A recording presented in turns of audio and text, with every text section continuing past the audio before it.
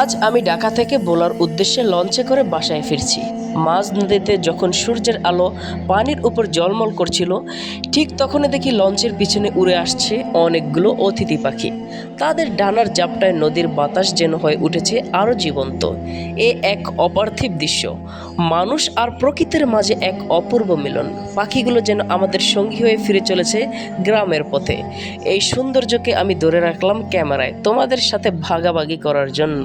নদীর বুক চিরে এগিয়ে চলা এই লঞ্চে আমি একাকিত্ব নয়, সঙ্গে আছে প্রকৃতির মন ছুঁয়া সঙ্গীত, পাখির চিচিরমিচির, বাতাসের শস্য শব্দ আর জলের ছলাছলা শব্দ, সব মিলিয়ে এক অপূর্ব অনুভূতি। এই পথ অনেকবার এসেছি, কিন্তু প্রতিবার যেন নতুন করে ভালোবেসে ফেলেছি এই নদীকে। আর সেই ভালোবাসা যোগ হয়েছে পাখিদের এক মুগ্ধকর ছন্দে। পাখিদের ওড়ার মাঝে আছে এক নিঃশব্দ বার্তা, মুক্তির ঘরে ফেরার আর অনুভূতির সঙ্গে আত্মার মিলন। আমরা যারা প্রবাসী বা দূরে আছি, তাদের হৃদয়ে এই দৃশ্য জাগিয়ে তোলে এক অপূর্ব টান। এই অতিথি পাখি যেন বলে দিল, প্রকৃতি ভালোবাসা কখনো কমে না, শুধু সময় পেলে ধরা দেয় নতুন রূপে। আজকের এই দৃশ্য আমার স্মৃতির পাতায় থাকবে আজীবন। হয়তো আমার আর এই পথে ফেরাও হতে না পারে।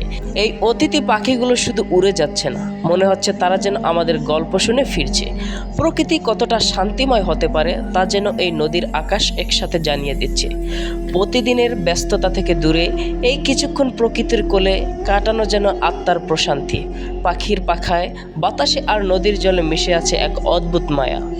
প্রতিটা পাখির ওড়ার সাথে সাথে মাঝে মাঝে যেন একটি করে স্বপ্ন আছে। কেউ হয়তো বাড়ি ফিরছে, কেউ খুঁজছে আপন ঠিকানা আমাদের মতোই। এই পৃথিবী অনেক সুন্দর, শুধু থেমে একটু তাকিয়ে দেখার দরকার। এই পাখিগুলো যেন মনে করিয়ে দেয়, সৌন্দর্য এখনও আছে, শুধু অনুভব এবং অপেক্ষায়।